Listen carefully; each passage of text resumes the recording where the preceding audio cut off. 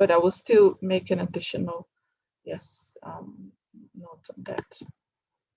So we move to the official part. Thank you, everybody, for joining today's discussion on household debt, remittances, and migration.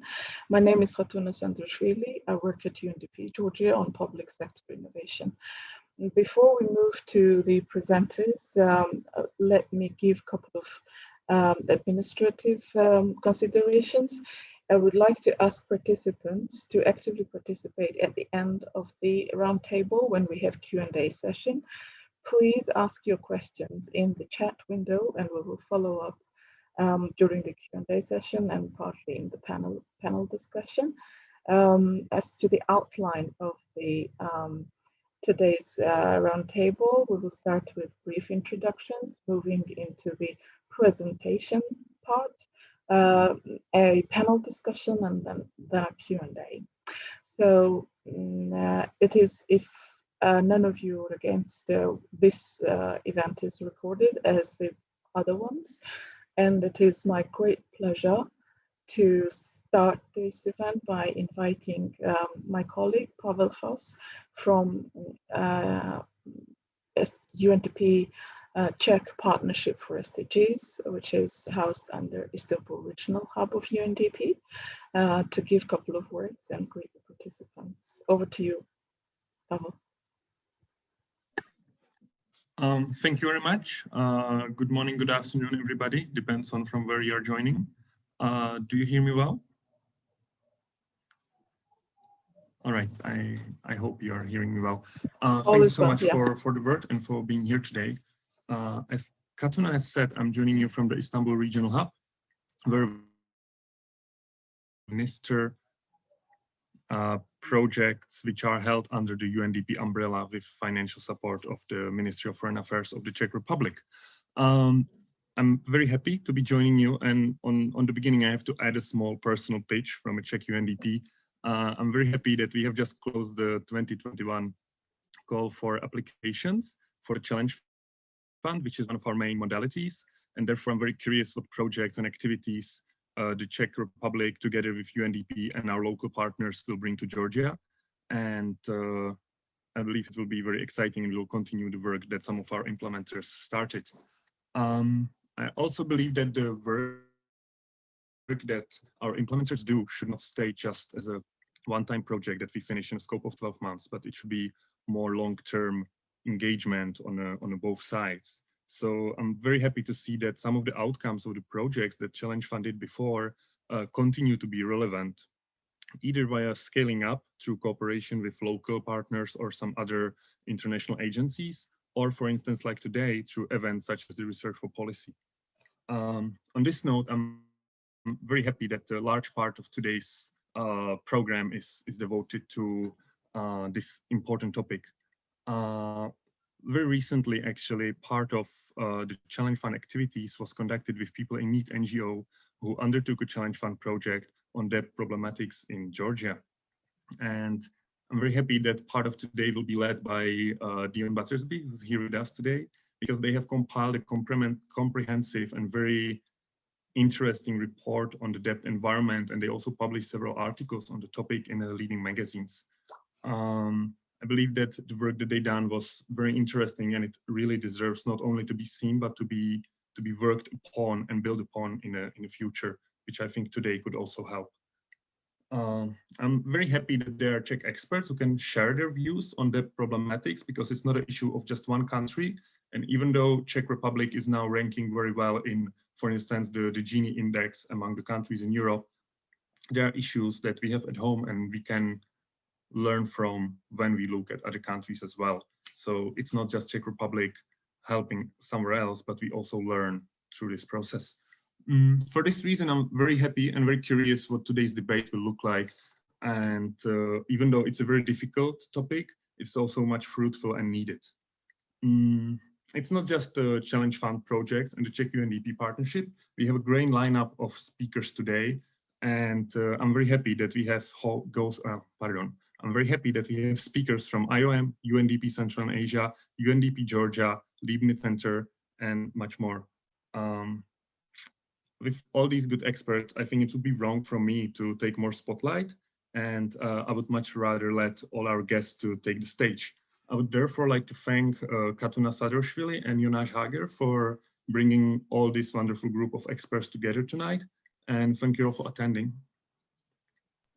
Thank you so very much, Pavel. It was an excellent intro into the purpose of the discussion, which is essentially to bring Czech expertise from the projects that have been implemented in Georgia, as well as overall in the region, to the Georgian context. And the way we structure our roundtable since the end of 2019 is to bring research community, development actors, and governmental and non-governmental institutions together, so that these developments are closely interlinked with the priorities existing on the ground.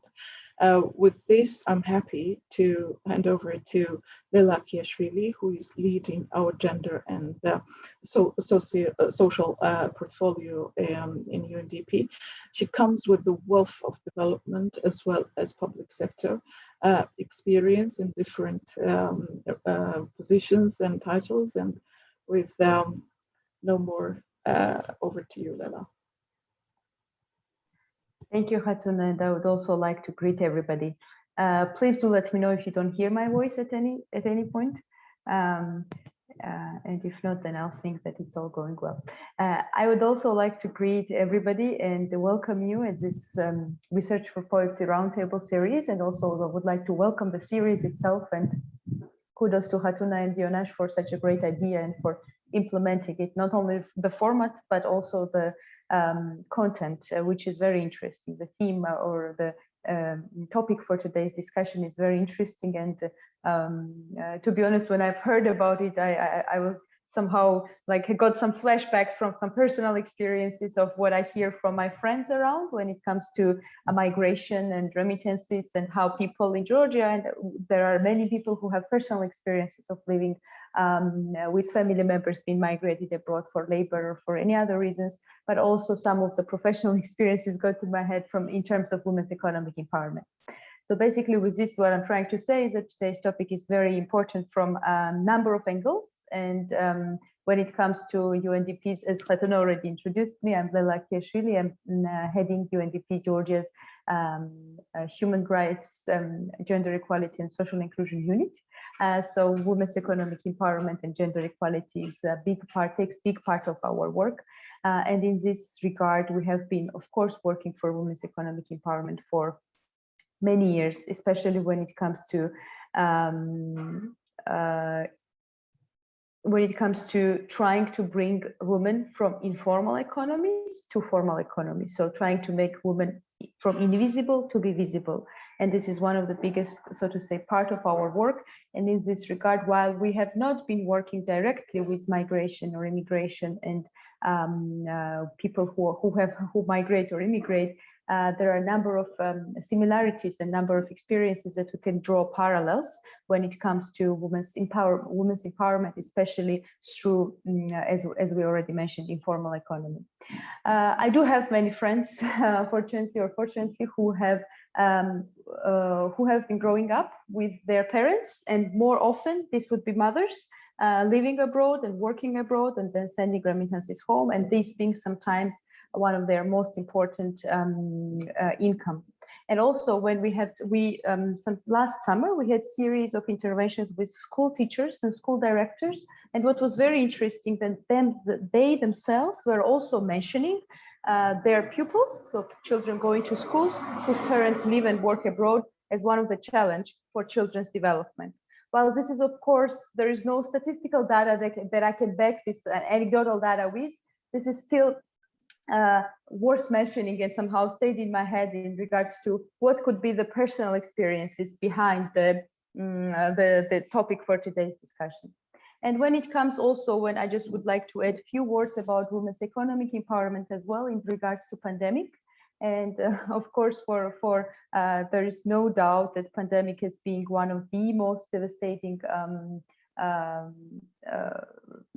occurrence of the century, if you will, has significantly affected social and economic rights, especially of those who were vulnerable even before the pandemics. And when it comes to women, including involved in informal economy, that's definitely one of the most disadvantaged groups. And the research recently conducted by UNDP Georgia also confirmed that women involved in informal economies were one of the most affected ones.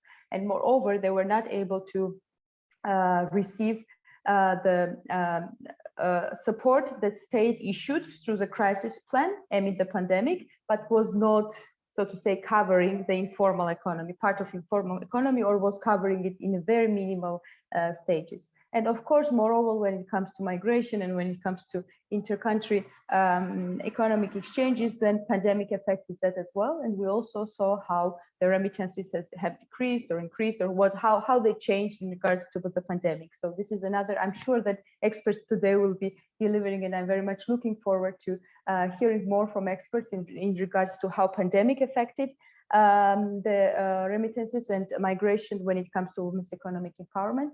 And finally, I would just like to mention how we try at UNDP Georgia to improve the situation and try to support women in informal economy, and also those who are traveling abroad for home care and for being involved in informal economy. Through bringing the principles of care economy, what we try to do is we try to formalize the work of home care professionals. And currently 3 vocational education institutions in Georgia this summer are starting the first ever official course on home care professionals. And then we hope that this will become the municipal service that will support vulnerable communities in the country, but also create professions for those women who in other cases might need to live abroad and, so to say, work abroad, doing home care work in other countries. This is just one of the examples of how we try to, so to say, support women in this direction and support the formalization of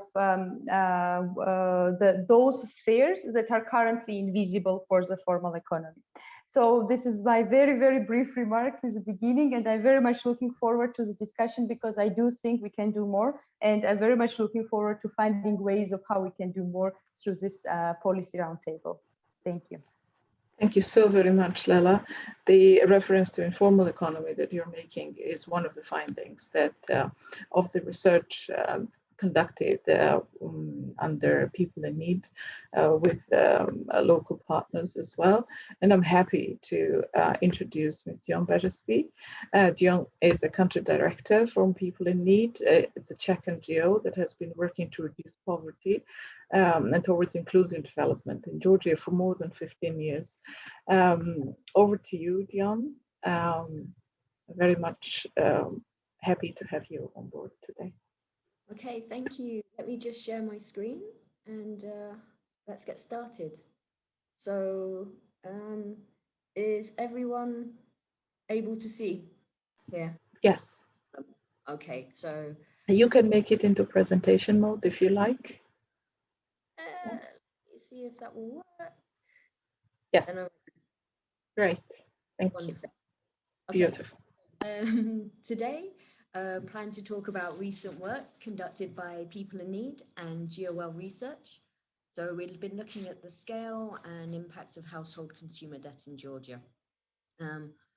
As you'll hear, I think we have only just started to explore this really important topic, but I will provide you with some insight into the challenges facing here and also some suggestions on how to address the issues. But I also want to take advantage of having this really interesting group here and highlight the questions our findings have raised and areas where more research is needed. So I really encourage you all to share your ideas and questions in the chat box for the end of the presentation. Okay, so some background. Starting early last year, PIN, People in Need, was researching and developing our new country program strategy. And we found that debt and access to credit were issues that kept coming up from participants and colleagues in our different projects. And financial inclusion was not an area we had prioritized previously. And it became clear that issues around debt and credit were stopping people from being able to fully benefit from development processes in the country and including within our own projects. And similar challenges and highly exploitative lending practices had exploded in post-independence Czech Republic. And PIN has had significant success there in changing legislation, financial policies, and supporting clients who have been affected by the problems this unregulated credit has caused. So together with GOL Research and our Czech colleagues, we launched the exploratory project that Pavel mentioned under the UNDP Challenge Fund and with the Czech MFA support. And we hope to achieve 3 main things, even in just a small project. So GOL led on the research into the Georgian debt landscape, and with our Czech experts developed policy recommendations. We produced some simple know your rights materials and videos for the public. And thirdly, we created a toolkit. So a debt advice manual and an online and offline training kit for community workers so that they can provide debt advice and referrals to their clients. And we've been working with local action groups established by PIN to put this into practice, and that's ongoing now. Okay, so I've got some links here for people watching the video later, and I'll put them into the chat. And I think, yeah, we don't need to look at that for longer. So just being very brief today, the full research report is available, and it's also been presented by the GOL expert, Misha Svinidze, several times in different webinars and events. He's also participating today. So if you have specific questions or methodological questions for the end of the event, he is much better positioned than I am to answer that. As a practitioner, I'm more interested in how these findings can be used to advocate for improvements in the policy environment and how to support the households affected, rather than all the statistics. But I do encourage you to read the whole report when you have time. And with the linked webinar, it has presentations from GOL experts and the Czech experience presented. And if you haven't seen the report, drop me your email in the chat, private message. So as you'll see, there is a big mismatch between self-reported debt levels and official figures, which you can extrapolate from National Bank of Georgia, means about 70% of households have bank or microfinance institution loans. And hundreds of thousands of households have multiple loans. So this mismatch between what people are reporting and what the statistics show must be the case probably reflects stigma surrounding the topic, even though we found that credit and debt is a problem that affects everyone across the country, whatever your region or part of society you come from. And there are many different challenges in getting accurate data. Another one is because it's hard to get good estimates of the rate of informal credit, which obviously is not captured in these official statistics. And these numbers are also comparatively high. So per capita loans are among the highest in Europe and the highest in the South Caucasus. And Georgia is not one of the richest countries in Europe. Another key finding, and very concerning, is that counter to the narrative that problem debt is caused by rampant consumerism, gambling, or low financial literacy, although these can be factors, it's that most debt is taken to help households meet their basic needs. So food, accommodation, healthcare, and loans are also often taken to meet previous debt obligations. So it results in these cascading debts, which easily spiral and push households into financial ruin. Hundreds of thousands of, tens of thousands of families have lost their home just over the last decade. And banks and I'm very, very sorry to interrupt, but could you please speak a bit louder or closer to the computer, please? Yeah, sure. Okay. Sorry for the interruption. Okay. So it's saying tens of thousands families have lost their home just over the last decade, and banks and underregulated money lenders continue to repossess houses which can be used as collateral for debts which are not mortgages. So that will become clearer later what that means. Okay, so the GOL research also observes some positive trends. So restrictions on dollarization of the credit market means that debtors are now less vulnerable to currency fluctuations, which of course is a significant challenge here. And there have also been caps introduced on interest rates. First limited to 100%, and now since 2018, it's 50%. This is obviously still a considerably higher rate than is found in most of Europe.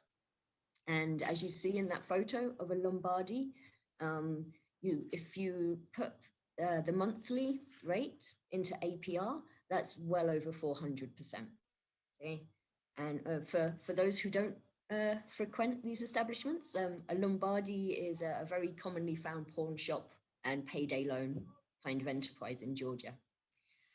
There's also been caps placed on the daily penalties a bank can charge, so this is positive. And non-bank lenders and individual lenders do now need to register with the Bank of Georgia. And officially, they are not allowed to generate guarantee loans, issue loans against property. But there are loopholes to this, and we've found that these kind of notarized private agreements enable non-bank lenders, loan sharks, whatever you would like to call them, to sell debtors' homes in case of non-repayment. And they also enable these lenders to charge higher interest above 50%. We've also seen that there are private initiatives to address debt challenges. So most famously, in November 2018, around the time of the presidential elections, Cartu Foundation bought $1.5 billion lari of smaller, not being paid back loans under 2,000 laris and wrote them all off. And so this had a significant effect, apparently writing off loans for more than 20% of Georgia's adult population, which obviously was good for the people involved, but it does mean that this can be used for issues other than financial welfare. And we also see that despite these mixed positive trends, there are many areas where we still need to see improvements. The full report contains many recommendations, but here are just a few quick examples. So pension debt reform is now been in the media quite a lot, and we're very happy that during our advocacy campaign, there's been a growing public and parliamentary conversations on this. For those who don't know, only one bank holds the right to issue loans against social welfare payments. And in addition, for some households, a pension is the only regular and official income a household receives. So therefore, not only does Liberty Bank have a captive audience and no competitive pressure to reduce interest rates, it also makes elderly people vulnerable to financial abuse and pressure from family members in case they are the only ones able to access credit. But it appears our call for demonopolization of the market could now happen in the near future. And the bank's leadership has reached out to us to discuss the situation and see what can be done to improve this complex case. But it must be noted that interest rates on these social assistance loans are still over 30%. And this has reduced from over 100% under previous management. But this also correlates with changes in the laws, and it cannot be necessarily just an internal policy. We also see the need for a financial ombudsperson, someone who can defend the interest of debtors against financial institutions and can provide legal and financial advice and sorts of support. So, for example, this office could support debtors to agree consolidation plans and to pay back problem debts at an affordable rate. Currently, lenders are able to take 50% of clients' income and take money from multiple bank accounts. So this leaves households with insufficient funds for their basic needs, pushes them into further default, further debt, or into losing their home. So at a minimum, we propose repayment plans should be linked to subsistence rates, and no debtor should be forced to live below the official figures. And of course, higher proportions or rates of payment can be taken from those with higher incomes. However, inevitably some households will still find themselves in impossible situations. Therefore, we ask that the Parliament continues its work with experts and interest groups and should further the insolvency law that started drafting in 2017 and pass this as an option for individuals to access bankruptcy. The association agreement addresses insolvency for business enterprises, but this option should be available for people also as individuals. Okay, so as I touched upon earlier, there are methodological challenges when attempting to measure debt, and especially I'm interested in the qualitative and social impacts, which can be harder to find information on. Through the research interviews and feedback from local action groups piloting the manual, here are some areas I think we could explore further. So let's start. So with informal credit, obviously, this is by definition not captured in official banking figures. Under this umbrella, I include affordable options that support households on a short-term basis, such as NISIA, credit in your local market, or small value, no interest loans from neighborhood friends and family. And these are strongly predicated on social capital. But this also raises questions regarding social capital and migration. And does urban migration affect mutual support networks? Informal debt can also include Lombardy, unregulated money lenders, and a lot of complex Giravdaba, where property ownership is leveraged for cash. And this can be directly or with third-party money lenders as intermediaries, and can result in owners effectively paying rent on their own property, which, paying back the loan and paying additional rent, of course, increases the chance of default for people already under financial pressure. But the main thing is, although it's hard to monitor these systems, we need to be careful that while the formal sector gets more and more regulation, we don't push the most vulnerable into these ever more dangerous forms of debt. Hidden credit overlaps with informal. So there's a growing number of car leasing schemes and shop installment options for household technics. It's difficult to collect data on, and it might not even be recognized by everyone as debt when they're self-reporting their loan burden in surveys. Intersection of gender and credit, we only just managed to touch upon in this research. It indicated that women were more often cautious to take on credit, but also more likely to take on credit for other people. We've also found in Penn's work generally, women's lower rates of inheritance and property ownership reduce access to business loans. So it's quite possible that a lack of collateral can be a driver for women to take up dangerous and higher interest forms of credit. For migration, it's very interesting. We were unable in this first project to interview people who have left the country, but there were cases described of community members migrating to seek work just to pay off household loans, particularly healthcare related. There were also suggestions that people had left their communities to escape paying off loans, especially in case of high interest loans that had been taken out by friends or family on their behalf. And hopefully in the next session, we'll see if IOM has found further links between debt economic migration and remittances. So other things where we can build upon what we've learned so far, as well as understanding the challenges, we need to build a stronger evidence base for further policy recommendations and our own work. Consumer protections form a part of the EU Association Agreement, but their implementation has been delayed and did not come into legal force this month as originally planned. And although personal insolvency is not addressed in the AA, we hope that we can use the consumer protection clauses as a legal mechanism for holding lenders to account.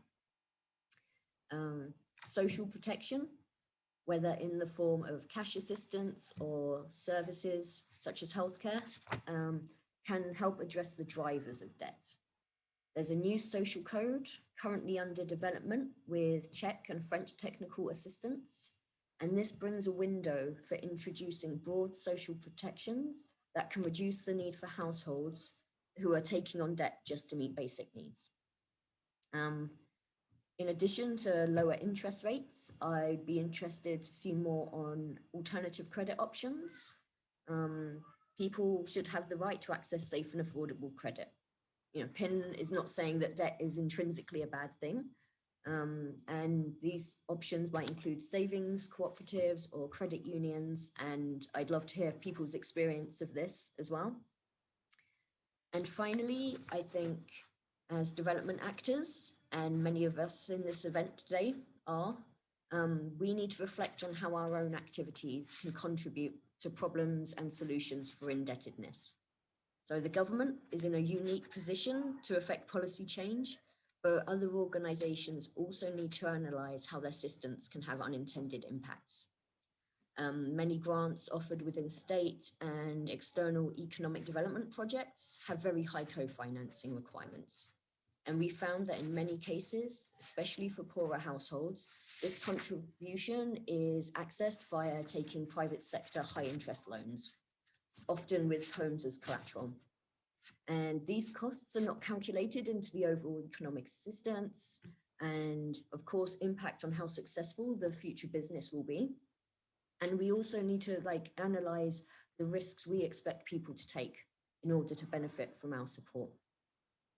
So just to wrap up, the most vulnerable households and individuals are the ones pushed into the most expensive and riskiest credit options. Too much debt is accrued just in meeting basic needs, and this would be better addressed by an effective social protection system. Another big reason for taking credit is to pay off earlier debts. So consolidation and affordable repayment schemes can avoid this loan burden increasing. And for people who have already reached an untenable situation, personal bankruptcy legislation must be enacted for their protection. And, in somewhat connected, we've seen how the current system enables political instrumentalization of credit and welfare benefits, whether through charitable debt write-offs or extra bonus child support payments. So having a strong credit and social protection policies in place will reduce this risk and ensure people can enjoy equal access to their rights. So I hope this was interesting for everyone, and I'll look forward to your questions later. Thank you so very much, John. This is there is lots to absorb with reference to both in terms of how the household debt affects people as well as the organizations in the context, not only the state.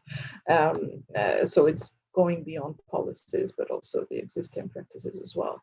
And considering this complex nature of this issue, this is precisely why we invited on board our peer agency, IOM, and I'm very happy to see Natia Kutsiani next in the line for the presentation. We had a very good opportunity to speak about migration and remittances a couple of years back when we were looking at what were the practices and patterns, how remittances were used by people,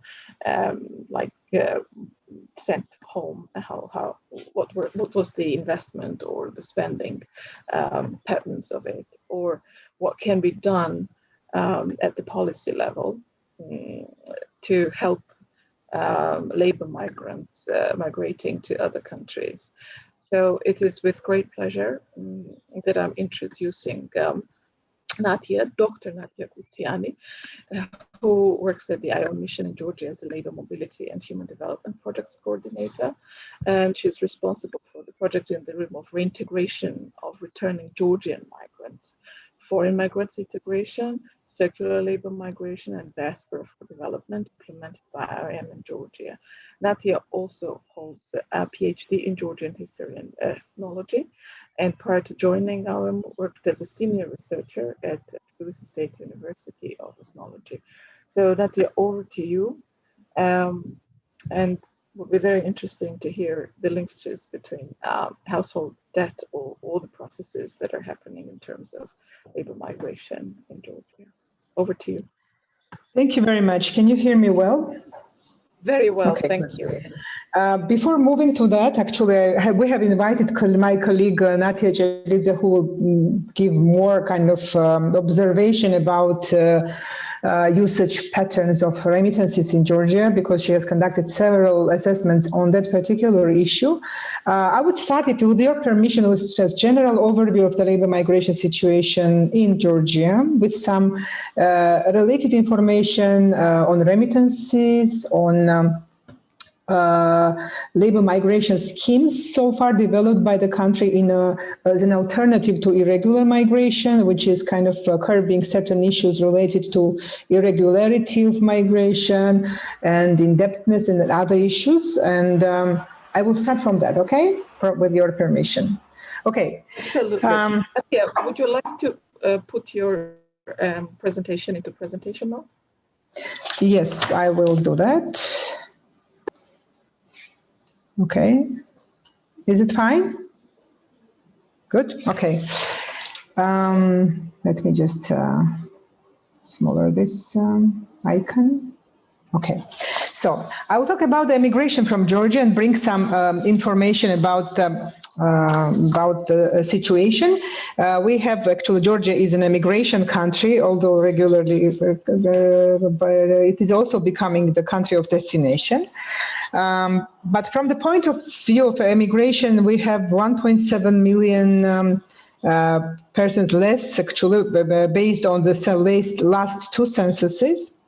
And one of the reasons, major reasons, is named as migration, is named as a migrant, kind of reason for that. Intense immigration affects different parts of Georgia. Tbilisi is leading, but also after Tbilisi there is Emirati, Kartli, and Gaheti, Shida, Kartli, and Gaheti. Lack of employment opportunities, low remuneration, unstable jobs are considered and named as main reasons for Georgians leaving for the opportunities abroad. The size of both international migrant stocks and flows is easy to estimate given the variety of data, obviously, data sources available to capture cross-border movements. And according to the official statistics, since 1990, the size of international emigrant stocks and flows have remained relatively steady in Georgia. The emigrant population was greatest in 2000, as you may see here from this chart. When 967,000 migrants born in and or with the citizenship of Georgia were registered abroad. This is the data from the the United Nations Department of Economics and Social Affairs. This is the visualization of the trends of international migrant population stocks from Georgia between 1990 and 2019. As a share of the total Georgian population, emigrant stocks have represented a much more significant share of the total Georgian population, with a high of 23.7% in 2000, and the current share is 22.9% based on 2019 data.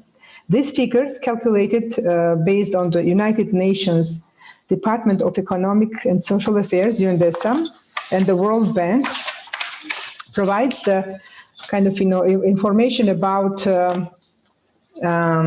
indication of the scale of population movement. Reliance on remittances.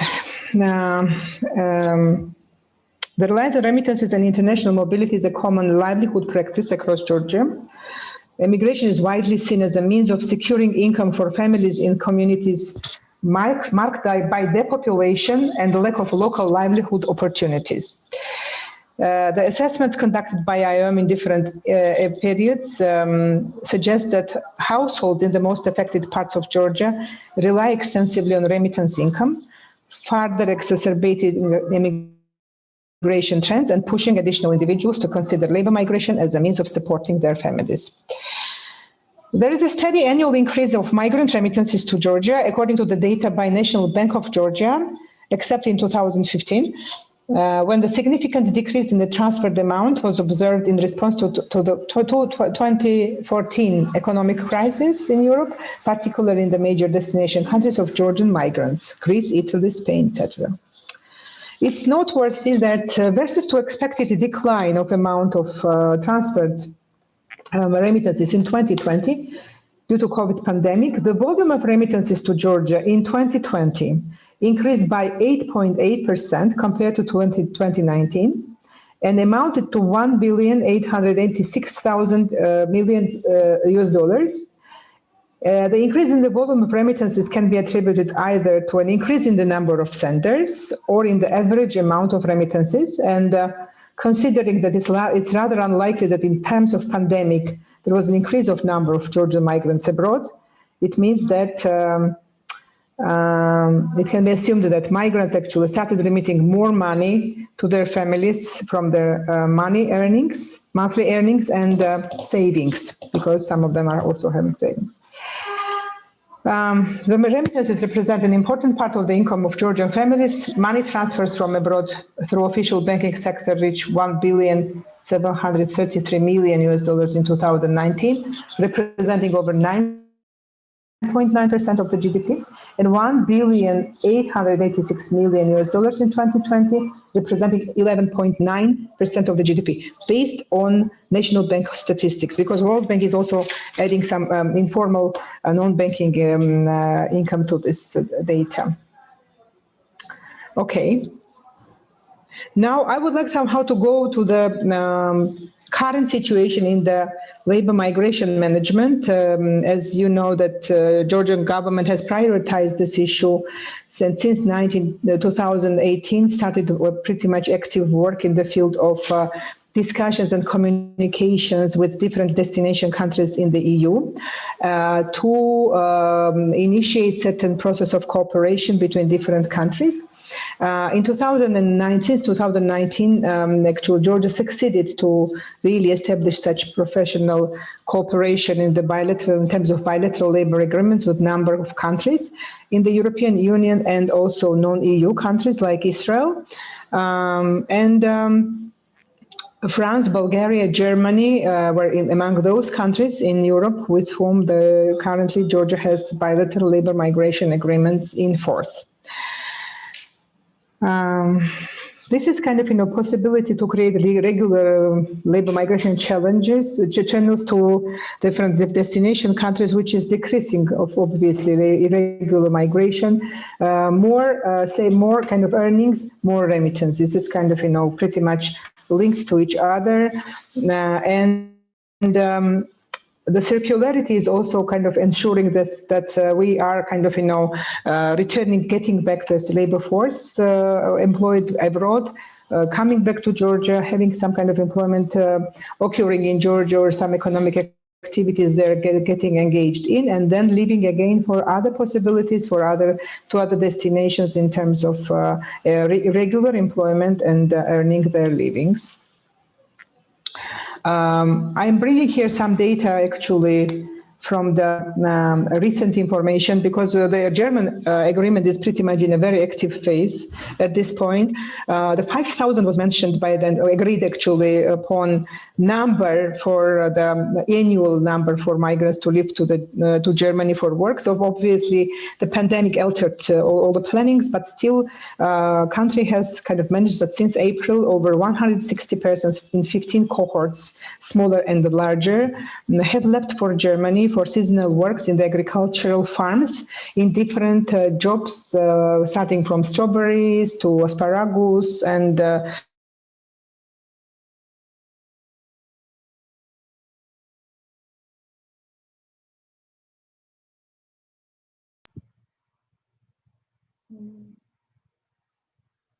February. There are some issues with active implementation of this agreement because there is no demand matching, supply matching component attached from the French side, but the discussions are ongoing with the French side in order to identify the possible entry points in order to activate this program, because it is a very interesting agreement, which is not about the unskilled works, but it kind of promotes skilled workers, skilled professionals movement for temporary purposes, temporary work purposes to France.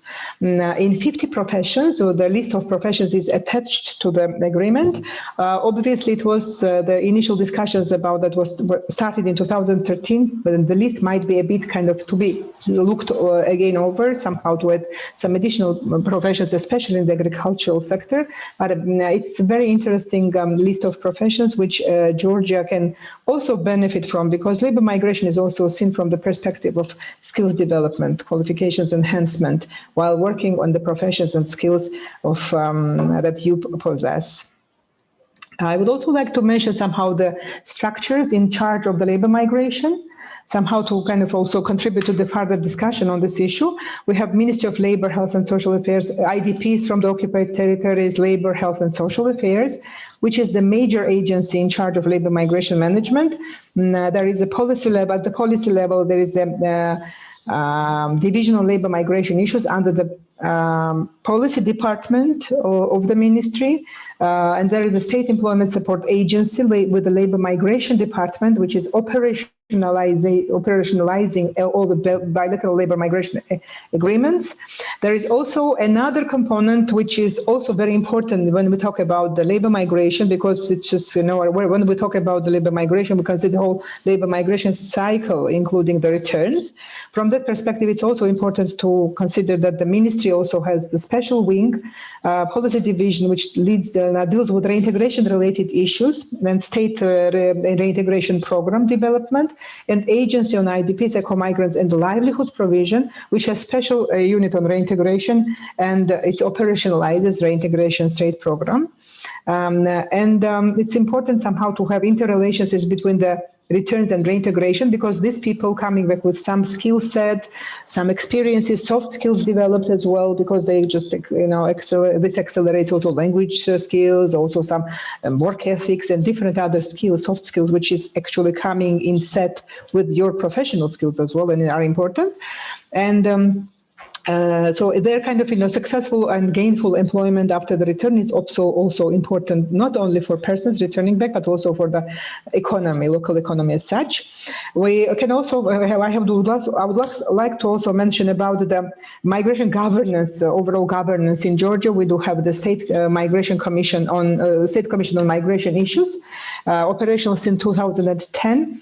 Currently, it is an interagency coordination body, and it also kind of, you know, leads and coordinates the issues related to development of the state migration strategy. We have the new strategy already in force, 2021-2030, action plan for 2021, because there are annual action plans developed all the time.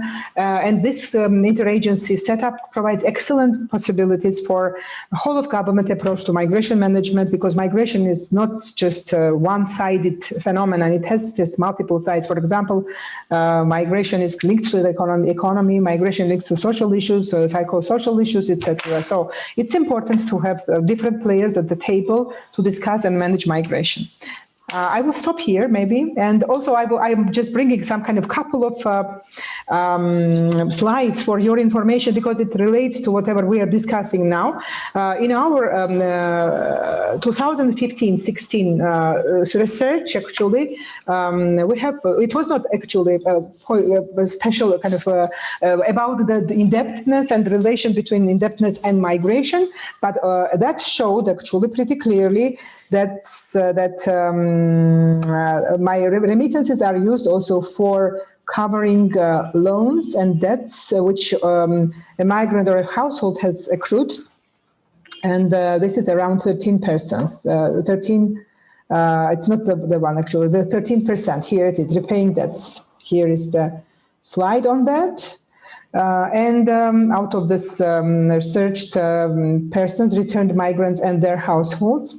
And also I would like somehow to get back to this slide, which shows the share of remittances in the household income. And you can see this long bulk here, which talks about remittances from a migrant and persons in migration.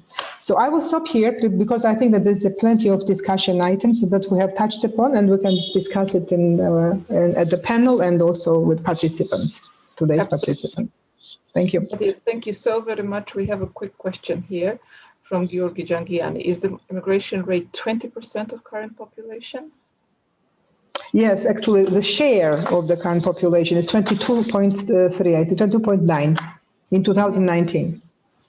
And thank you very much to Leszek Zirishvili, who was also asking questions, and Dion already answered regarding the official cap of interest rate being 50% set by the National Bank of Georgia. We invite further questions to the chat box that we will be responding to during the Q&A, and thanks to all who are participating in it. It is my pleasure to introduce today's panel, and with special thanks to Natia Jelidze, who joined us without any preliminary kind of introduction. And thank you very much for your time, Natia. The panel discussion we called Social and Financial Implications of Debts, Migration and Remittances. I will start introductions from ladies. So Dr. Iya Erater is a director in social and economic scientists working on a research project, Communist Legacies, initiated by Leibniz Center for Contemporary History in Boston. She's focusing on the emergence of the financial sector and financial elites in the 90s of Georgia. Currently working on a book, Unraveling Dollarization Obscurities, The Case of Georgia, to be published by Routledge. The area of research currently pursued is political economy and finance in Georgia and Eastern Europe, and she's teaching economic transition of Georgia and political economy, respectively, at the Ilya State University and Berlin School of Economics and Law. Dr. Natia Jelidze holds PhD in economics, PhD thesis dictated to labor migration from Georgia. Since 2006, worked as a lecturer of labor migration and labor economics at Tbilisi State University. And since 2004, she's a researcher at Tbilisi State University Migration Research Center. She has participated in implementation of over 15 research projects on the same topic, including reintegration of returned migrants, potential migration, vocational skills for migrants, etc. And is the author of over 26 publications, including a monography. I was very happy to note that she currently is engaged in the public sector and is heading, she's deputy head of the administration of Tbilisi City Hall. Mr. Artem Zich is my colleague from Istanbul Regional Hub, and thank you very much, Artem, for your time as well at a short notice. He's a social protection specialist at UNDP Istanbul Regional Hub with over 11 years of social protection experience in Eastern Europe, Central Asia, and Southeast Asia. During the course of his career, worked with ILO, UNICEF, Oxfam, and International Association of Pension and Social Funds. Also served as a state secretary for social protection in the government of Moldova in 2019 and managed ILO projects on social protection in Tajikistan and Kyrgyzstan in 2020. So as well as multiple other countries like Cambodia, Laos, Vietnam, and Myanmar. So thank you very much to all of you for your time. Since we started the presentation solely focusing on the Georgian context, let me take the liberty to hand over the floor first to Artem to reflect from the regional or global perspective on the issues of household debt and immigration and remittances, which have already been discussed by the presenters.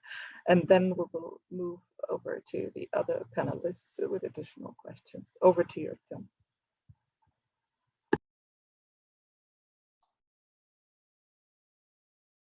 Thank you, Katuna. Thank you very much, dear colleagues, for the presentation. It was really quite interesting to listen what is the progress in the area of debts and migration in Georgia, and it was quite impressive to find out very new things, at least for me, in the area of migration and debts. I think in my speech I probably speak more or less from the social protection perspective. And what as already Katuna said, that what are the trends in the region and what basically governments can do in order to improve the social protection of the migrant workers of Georgia.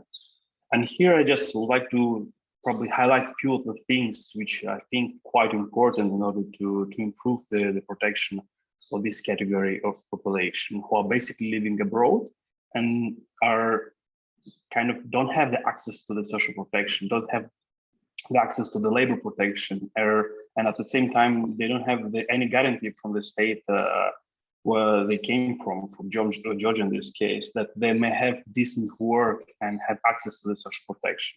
So in this perspective, it's quite difficult and quite tricky issue that how to ensure that the migrant workers who live abroad will have the access to the social protection, will have the access to the labor protection, and will ensure that they have decent condition of work where they stay and work in host countries. In general, the migration, especially in countries like Georgia and Moldova and Ukraine, it's an issue. It's a very serious issue. And first of all, from the perspective that most of the migrants who leave these countries, they are of working age. They're basically the labor force who can stay at home and contribute to the economy of the country, and at the same time pay taxes and contributions to the state funds of the government.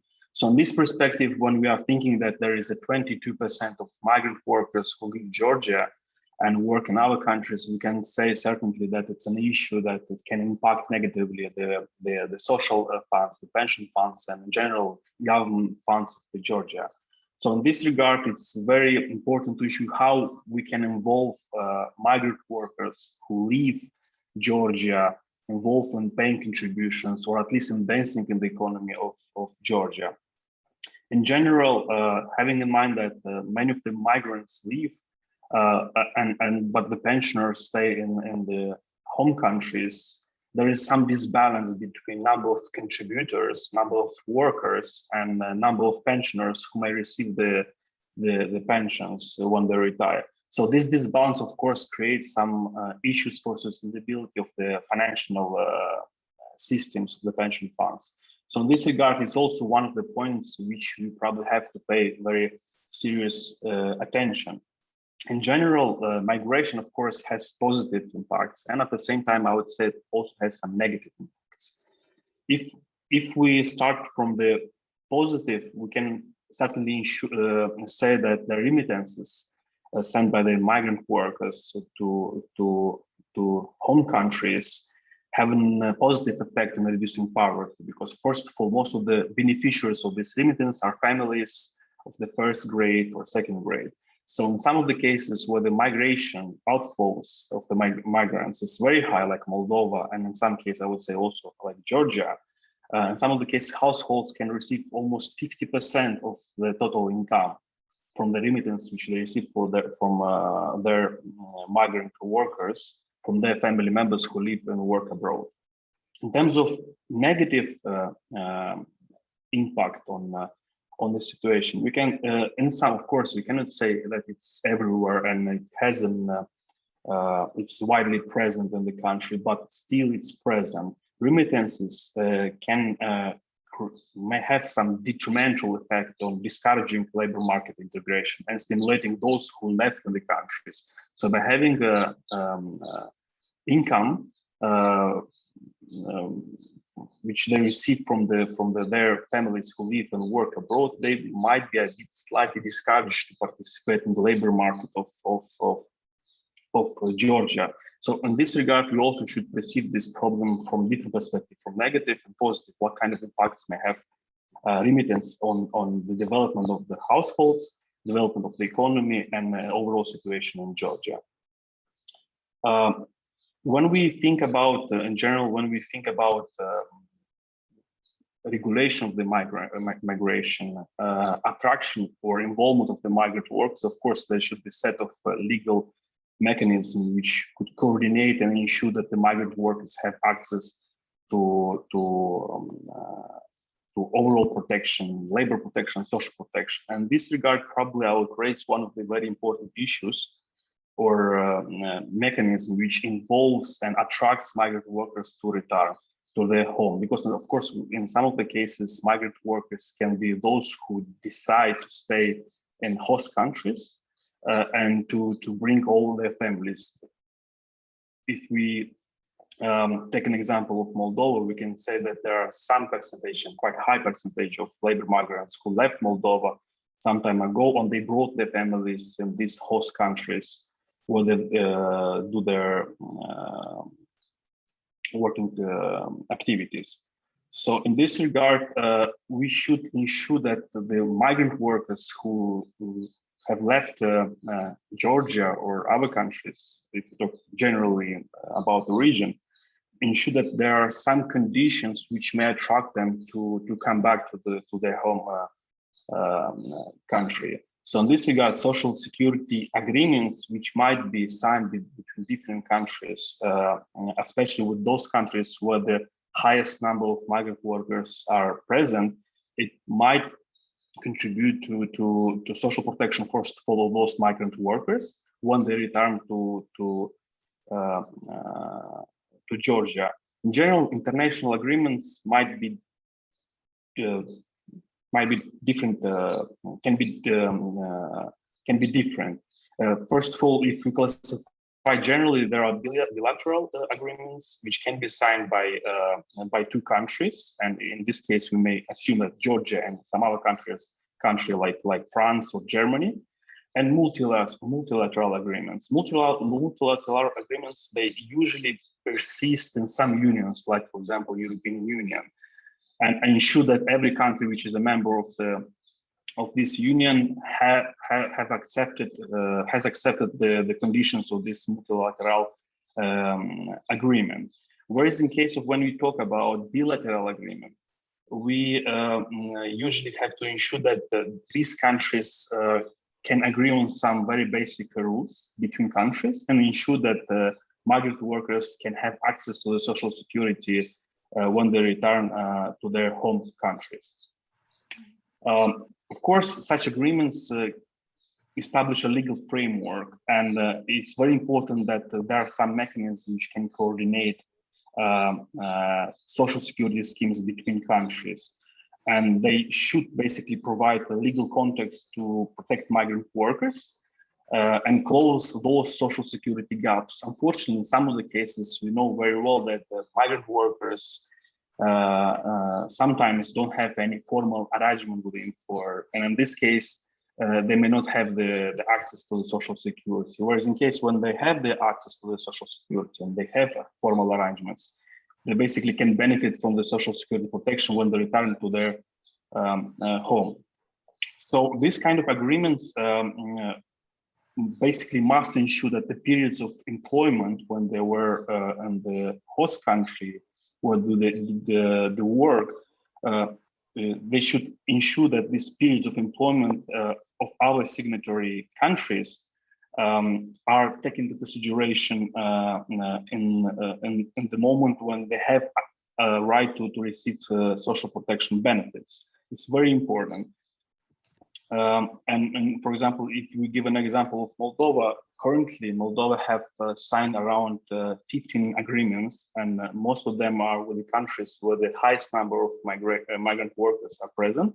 It's Italy, it's Germany, I think Spain as well, and currently they're working with the colleagues from Greek government about signing a new agreement in this area. So by having this kind of agreements, of course, social security can be issued to Georgian workers when they return to home. Currently, there is a regional agreement which is based on territorial principle, but it's slightly already old, I would say old-fashioned, and doesn't reflect the current challenges and and requirements. So by ensuring that there is a social security agreement between countries, which is based on the principle of proportionality, might ensure that the social security can be guaranteed to the migrant workers. So this is, I think, one of the very important issues which might be ensured and considered how to protect the migrant workers when they go to work in some other countries. And once they return to Georgia, they may have this social security protection and receive the income in their home. Thank you. Thank you so very much, Artyom, for touching up on the social security angle of the returnees when they're coming home. Absolutely relevant aspect, especially if we link it to the discussion topic today in terms of paying the household debts. In that respect, I would give floor to Natia Jelite. Natia, it would be very interesting to hear briefly about your research findings in terms of what could be the opportunities for reducing the debt, especially in the light of, like Natia presented, 45% of the household income comes on the remittances. In that light, where do you see the opportunities in the current setting as we are now? Thank you very much. Or any other comments you might have, reflections regarding the discussion that we already had. Yeah. I'd like to greet you. Thank you very much for inviting me. As far as I understand, you hear me, and I will continue. At the first place, for our today's meeting, it will be interesting to hear what is the spending structure of remittances, or whatever is spent. Natia mentioned that remittances are stably been increasing, and despite COVID, the $1.8 billion USD were volume of remittances came to Georgia, but how they are spent now. I will base my statement on researches of 2015, research organized by our IOM, supported by Swiss government. So the research was on study of labor benefit from migration. With so 360 households were interviewed, 150 had returnee, and 210 labor migrant. So half of returnees were using household savings, but 1/3 lended money to go back to migrate. And so research is carried out in 2011. 45% of respondents took credits or debts to immigrate, and based on results, people 25% in 2003, 2002 took debts, and pretty high percentage, 12 or 13% says that they sold their houses, property, land to migrate. This means that migration seems so promising for people. People are ready to lend money and to travel abroad and to migrate to for bread winning. Based on the results of 2015 survey, average income of the household was 302 USDs, and how often they got remittances or support from labor migrants. 70% mentioned that once a month they get support from abroad, and 20% said that quite rarely they get remittances, but majority said that they receive remittances periodically. from abroad, and in average monthly remittances is $410.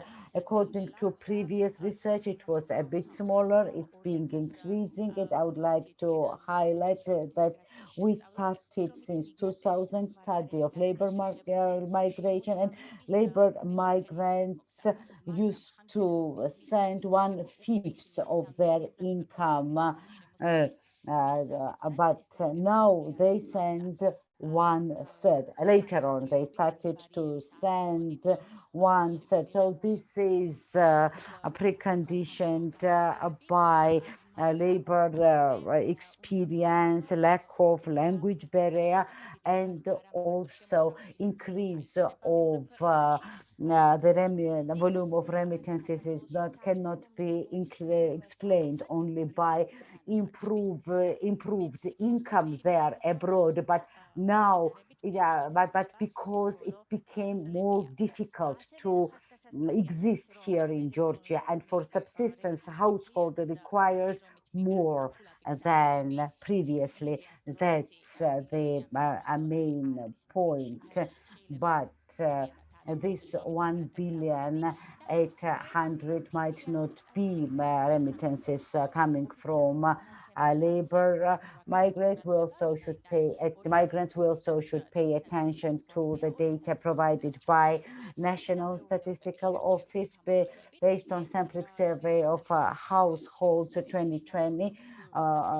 Average income of one household is 1,100 lari.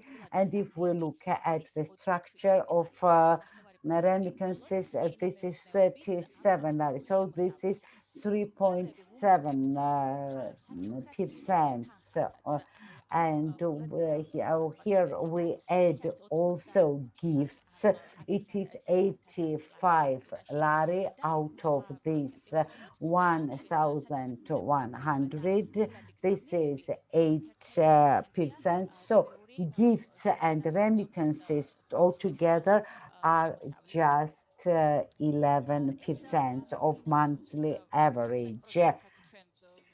So we think that this 11% is still small, and because quite often people hide information about illegal migrant, and they try to avoid speaking frankly about remittances, because some people have status of vulnerable, some might get allowances, and so they do not want to lose it. Therefore, we don't think that this 11% is not that precise or not that correct. Yeah. Natia also mentioned spendings. So how households spend them in 2015, 2016, based on the results of 2016, 2015, 2016. So majority of 25% is spent on food, 25% on improvement of household infrastructure, renovation, and so on. Very small, 3% on procurement of expensive issues, 13% on education. Fortunately, it's been increasing, and only 6%, regrettably, is spent for health care.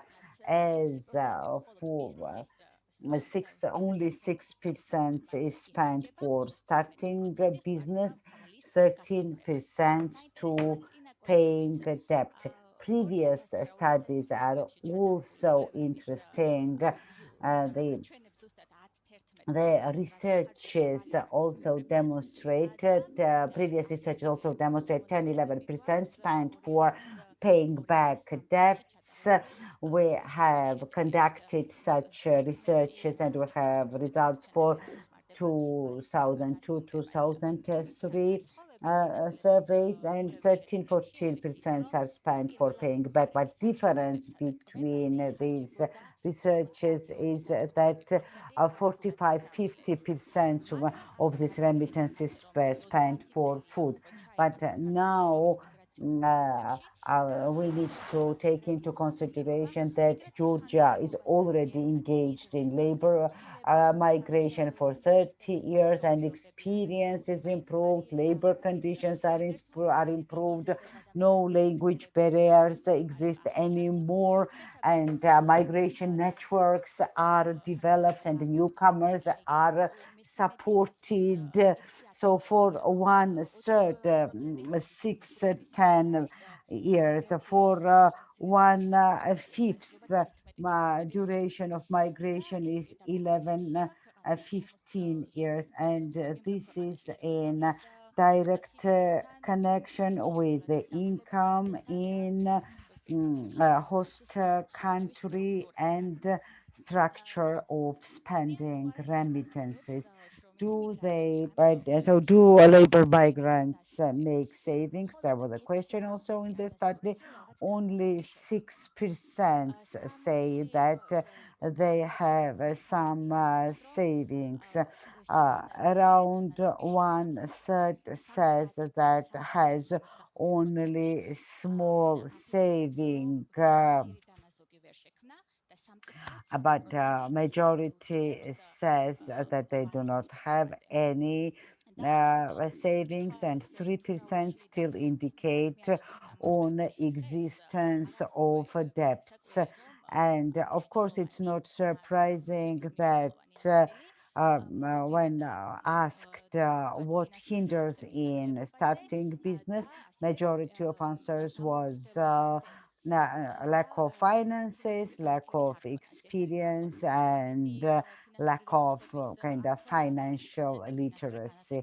So 10% says no financial education, but main point was that in a country, so the economic condition is very difficult in the country, and it's very difficult to sell products. I will come back to these issues due to lack of time. I want to remind you that we're short of time. Now I want to give floor to Ia, and then I will come back to you. Where do you see solution? What can people do? How can we work? Additional question on what would be the ways out. What can ordinary people do? What we can do for ordinary people, like echoing Dion's sentiment on action, like how do we translate the research into action. But we will come back to these questions to Natia and all the panelists and all the presenters. But now I want to give the floor to Ia so that she can give her overview of the overall financial situation. I mean, with regards to how does it affect the overall situation in the country. Thank you very much, Natia, and we'll be back to you. Ia, over to you. I would like to greet you. Thank you very much for inviting me. Thanks to previous speakers for interesting presentations. I want to say, to connect very briefly remittances and debts. Some connections are already identified. It is obvious that in most cases, a reason for migration becomes debt, and quite often debts are means for migration. And sometimes these loans and debts make longer migration. I want to attract your attention to pandemic to last year of pandemic. So volume of the debt is increased in 2020. It is almost 38% of GDP. We should also highlight that in here a great proportion has some internal debts and consumer debts. This is due and because of job losses and salary cuts, it became very difficult for households to pay back the loans. So this portfolio also increases in parallel with the pandemic. So when we speak about role of remittances, yeah, and its connection with debts, this is a here we mean debts of households in foreign currency, dollarization, so-called dollarization of prices. Today in Georgia, dollarization level is over 60%, and I would like to highlight that Georgia is a leader in among developing economies and in the region with its rate of dollarization. But more than 40% of credits and loans are represented in foreign currency. So when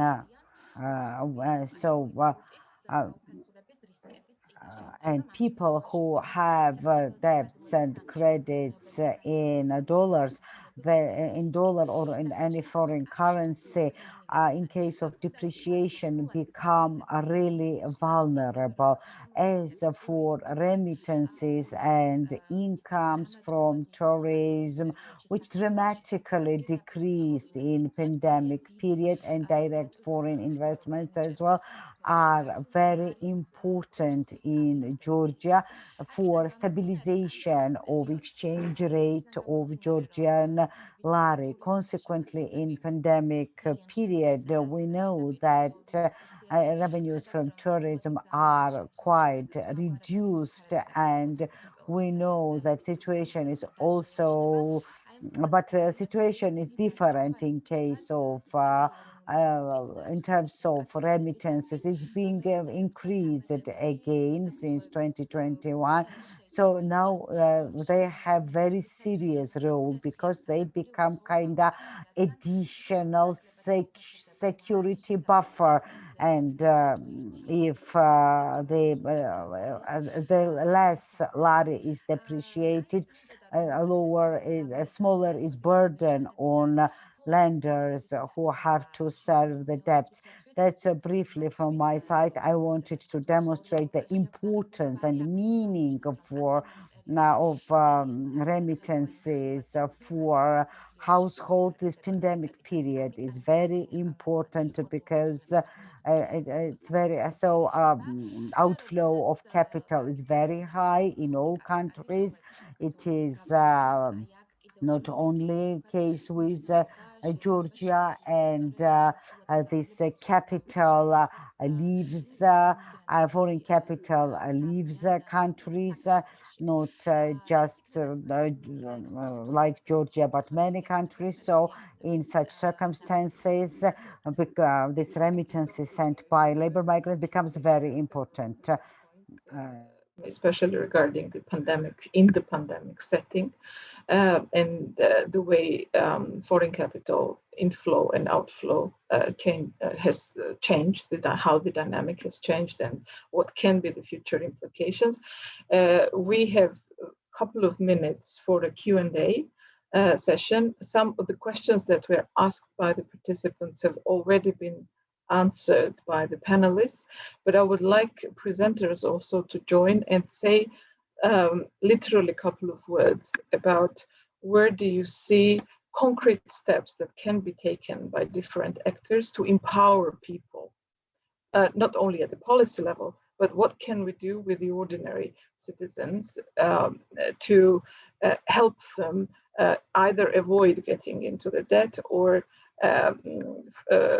if they are now having household debts, how they can address it more efficiently and better. And with this, I will hand over the moderation rights to my colleague Jonas Hager, who is leading on Czech UNDP initiatives in Georgia, so overseeing that. So over to you, the panelists and the presenters alike. Thank you. And over to you, Jonas. Thank you very much, Khatuna. Do you hear me well, dear colleagues? So now we reach this Q&A session. This part will be approximately 10 minutes long and will be followed by closing. I would like to start with the question which Khatuna put on the table. So what can each of us do? And I would like to encourage our speakers to grab this question and provide us our opinion. And I would maybe also add one my questions. What is the role of role models when we are talking about the social protection problematic? Because we are talking about financial implications during this roundtable, but I can imagine that it is also a lot question of societal and cultural attitudes. So with these two questions, I would like to encourage our speakers to provide us your professional research-based opinion. Any opinion welcomed.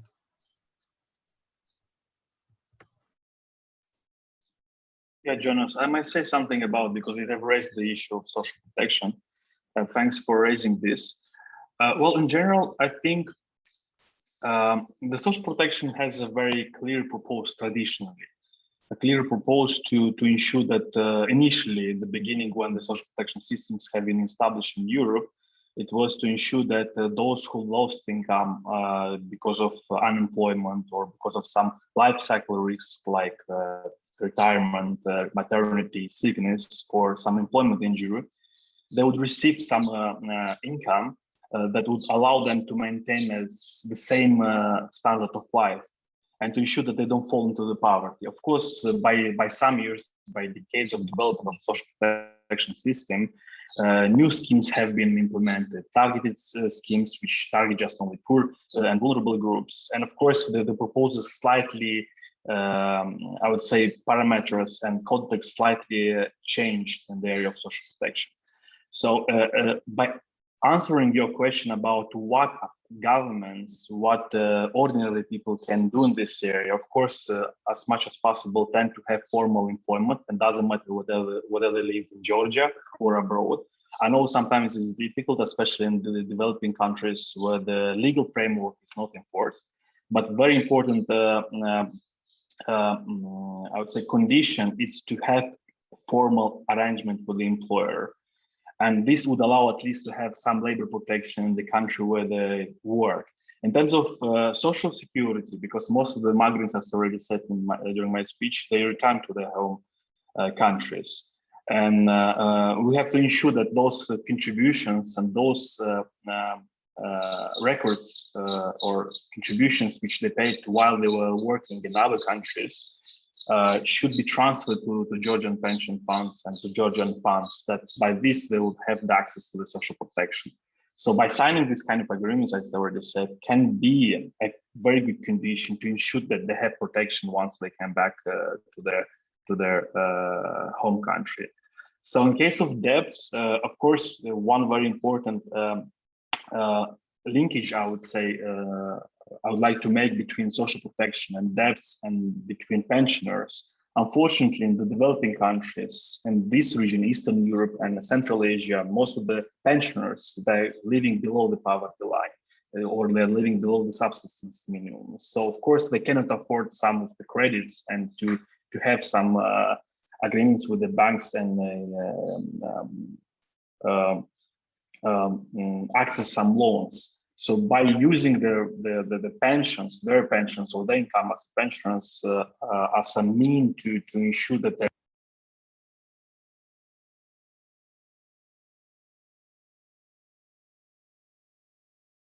to ensure that the payments will be regular and they will pay the full loan which they have asked for in the beginning.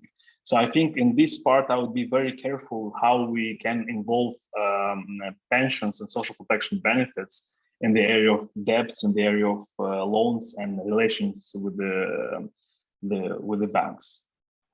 Thank you. I hope that I answered your question. Thank you very much. So many points. So as I understand, we should focus according to your speech mainly to formalization, because then the standards will reach as many people as possible, and we should also focus on the protection of immigrants who are not in their country of their origin. Thank you very much. Anyone want to follow up on Artyom's? May I contribute to this discussion as well? I think that exactly what Mr. Sic mentioned, the regularization of labor migration is of utmost importance. I have mentioned that that also leads to the protection of rights of labor rights of migrants, because you are well informed while before going, you know where you are going, what is the labor contract about, what will be conditions of living and working abroad in that particular destination country, and you know your rights and responsibilities vis-a-vis the regulations in that country, and that's very important. At the same time, this kind of regulated approach to labor migration also provides the possibility for better remuneration, because you cannot be paid lesser than the national of that country for that particular job. You know that what is the minimum salary below which your salary cannot go down, and what can you earn in terms of when working in this or that reality. So this information is essential, and person knows to make the informed decision prior to migration, and also to earn reasonable amount of money, because there are already returnees from the German labor migration scheme which have been interviewed by IOM to collect the information about their conditions of work abroad. And I have to say that they're very encouraging, and these people who actually none of them violated any regime. All of them returned back after the expiration of their stay. They plan somehow to think about again re-emigration for work, for circular migration and returning back. And they have earned significant amount of money in order somehow to think about distribution this money to reasonable things while in Georgia. The issue is that major number of these people who were leaving for Germany, and we have provided together with CESA, State Employment Support Agency, pre-departure orientation training, most of them do not have savings in Georgia, saving accounts. They have credits, but maybe not saving accounts, in order somehow to save some money. And distribution and management of their budget is a bit kind of difficult. So from that perspective, it's of utmost importance to have much more directed, not only for labor migrants and their households, but also for other population parts of the population in Georgia, to have the financial literacy trainings in order somehow to think and realize how to distribute the earned money through migration, in order to know not to be all the time engaged in these labor migration cycles, but think and start something upon the return. Another issue is that information available in the country and services which provide for this kind of decision making after the return, to use your money for some development purposes, to invest in some viable economic activities in order somehow to create some or basis for your return and for families' well-being, economic well-being, because also the researches show that whenever this tap is closed, when migration is finished, the person is coming back because of the retirement age, because of different kind of issues, the tap is closed and the family's condition is actually, household condition is going down again to the level it was prior to emigration of a household member to different destination countries. So there should be definitely some alternatives for these people, some economic activities, viable economic activities to which this investment of remittances is done. And this idea and thinking about channeling and making some part of their earnings channeled to some viable economic activities is important. From that perspective, financial literacy should be one of the issues and maybe some keys to that direction. And as for social protection schemes, we don't have currently Georgia does not have this kind of do not have with any countries, but it's kind of the start. And then there are also issues related to the pension fund. So it's kind of, so there are certain issues that should be streamlined first in Georgia and then thought to be addressed accordingly. So it's kind of, process and it takes some time. It's just good to make the first right steps. Another component is the monitoring and regulating the private recruitment agencies, which are major bulk of also for promoting labor migration, or also in most cases irregular sometimes. And there is fee-based support and assistance to migrants in these schemes. There are a number of agencies which operate in kind of frames within the frames of ethical recruitment to a certain extent, but there are a number of recruiters which actually go far beyond from the ethical recruitment skills and fair recruitment schemes, and these are agencies which actually request and demand some money in terms of immigration to different destination countries, particularly Canada, United States, or EU countries of destination, and the amount of money ranges from 500 to 10,000, 15,000, 25,000 US dollars. So this is something that definitely creates then kind of indebtedness and kind of putting these people in debts, because they have to definitely get this money from somewhere in order to pay for this travel, for this migration route, in order somehow with some kind of expectation that this money will be repaid back after a certain period of time, which may take for ages and forever. So these are kind of issues which have to be considered, and regulation of the private sector is of essential importance. And the state is Georgia is starting in that direction to have some kind of steps forward, starting from the regulations and regulatory base, and then from the practical engagement with the private sector and cooperating with them. Thank you very much, Natia, for adding more to the complexity and introducing to us some other other challenges not elaborated during the previous parts. I know that Ia wanted to react, so maybe Ia, if you can provide us a very short 1-2 minutes long comment, we will be very happy.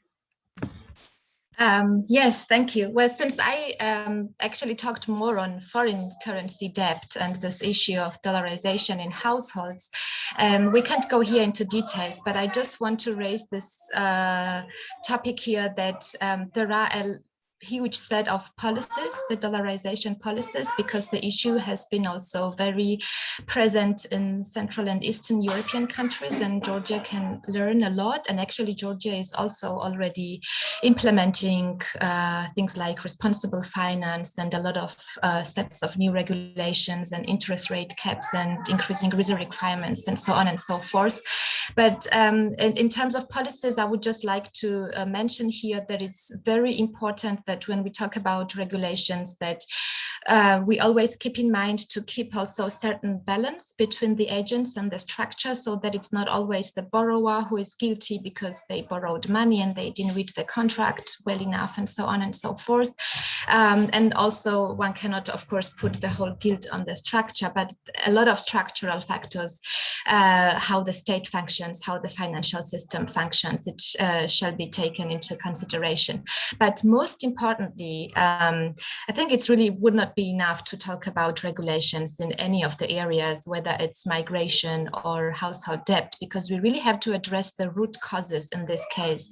And all of us living in Georgia, we know what the root causes are. And as long as the unemployment rate is high and the poverty rate is high, and we don't really have a social welfare state, and we have to borrow money for our health, expensive health costs and medicines, or send our family members to migration or to finance our education, only putting regulations on also borrowing or borrowing on a foreign currency will not be solving any issue sustainably. So I know it's very hard to address these root causes, but I just wanted to raise it here as a statement that we always keep in mind that it's very important to think bigger and think about what kind of state we have and what kind of economy and what could be the prospects of developing the local economy, so we don't have so much outflow of people, and so that so many households don't have to borrow money, and especially in foreign currency. Thank you. you very much. Yeah, Khatuna, you want to add?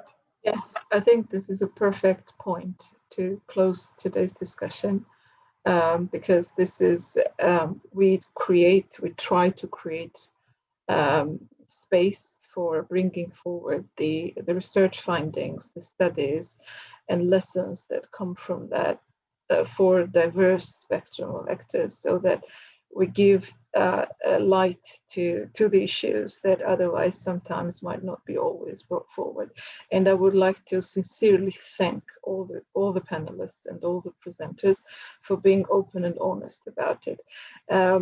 We try to create the space where we exchange the ideas, but I would welcome any further collaboration that could come out of this discussions. That usually our calls usually end with exchanging contacts and sharing the reports and etc.